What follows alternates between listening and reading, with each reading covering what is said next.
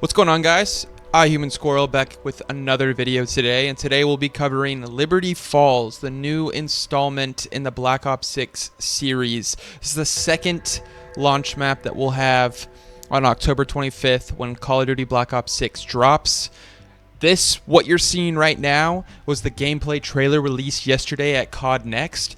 In this video, we're going to go through everything that I liked, everything that I didn't like, and potentially why I think Black Ops 6 might not be as big and fun as we think it might be.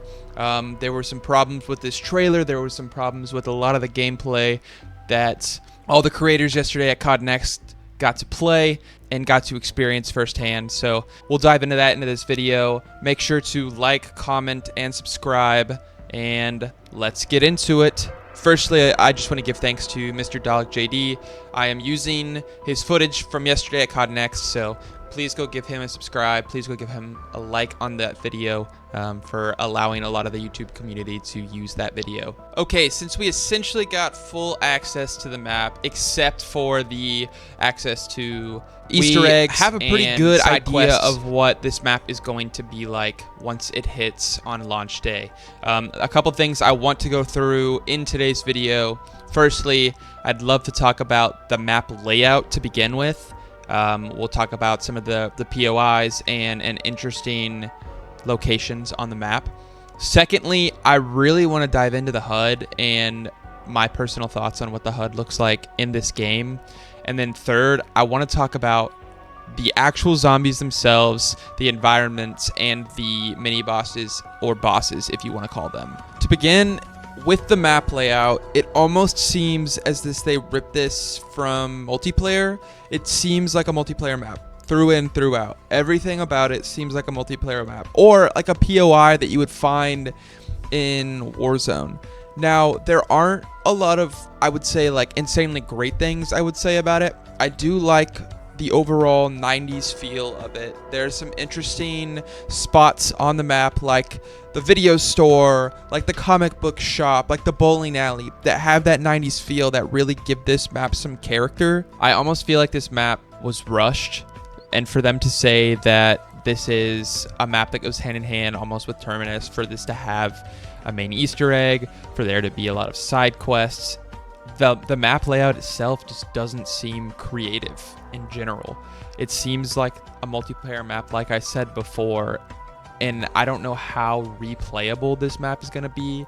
I have heard some people say that grinding for camos on this map is going to be something that's very common. Granted, the Easter egg is turned off, but a really negative thing that I have to say about this is the fact that in the trailer and from a lot of the leaks that we saw, this church area almost looks like it's stripped from Buried. However, it's the only dark ether part of the map. There's not a lot of darkness in this map. It doesn't have a zombies feel. And when a map like this doesn't have a zombies feel, it's hard to replay. I don't want to play a multiplayer map over and over and over, having to grind it just for camos. You know what I mean? I feel like this is getting to the point where Activision, and I mean at this point Treyarch, are just copying and pasting a lot of their designs. However, multiplayer looks great. The multiplayer maps look phenomenal, but this looks too much like multiplayer. Multiplayer and zombies should have separate feels, and for this map to come out alongside the multiplayer maps, it just doesn't have that character to it that zombie maps do. I believe we've had one map in the past few Treyarch Zombies games where we do have almost a daytime theme.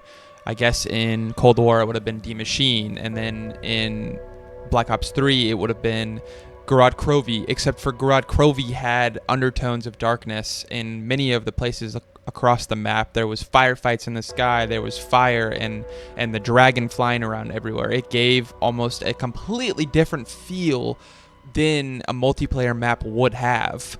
But D-Machine, I think, also kind of did the same thing with a lot of the darkness in the underground laboratory areas, and the fact that you had to turn on power and it was pitch black and you only had a flashlight going through darker areas. And this map seems to have none of the dark areas. It doesn't seem to have any kind of darkness in any room.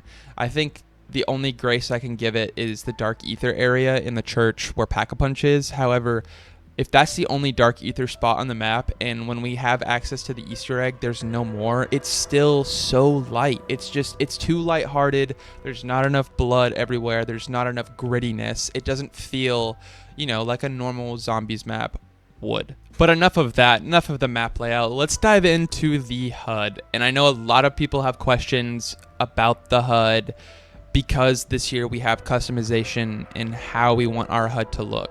However, the HUD that they gave all of these streamers at the beginning of the game, and I believe they had no access to change how their HUD looked, is garbage. It looks so bad. Even in Cold War, the perks were larger, they were closer together, the HUD was simplified. There's too much going on here. Now, if we look at both of these HUDs that we have from the Black Ops 3, which is on the right, and Cold War, which is on the left, they're still more simplified than what you see below. The perks are closer together in Cold War. It's still a little more simplified. There is a lot going on, and granted, I don't like the Cold War HUD at all, but it's still so much, it's just more simple than this new HUD is. And then when we look at Black Ops 3, I feel like the community can kind of agree that Black Ops 3 had the best HUD. The perks are to the left. They're not centered in your screen. The round number is bottom left corner. The points are very small, but it still has some character to it. You even get the character icon next to your point scale.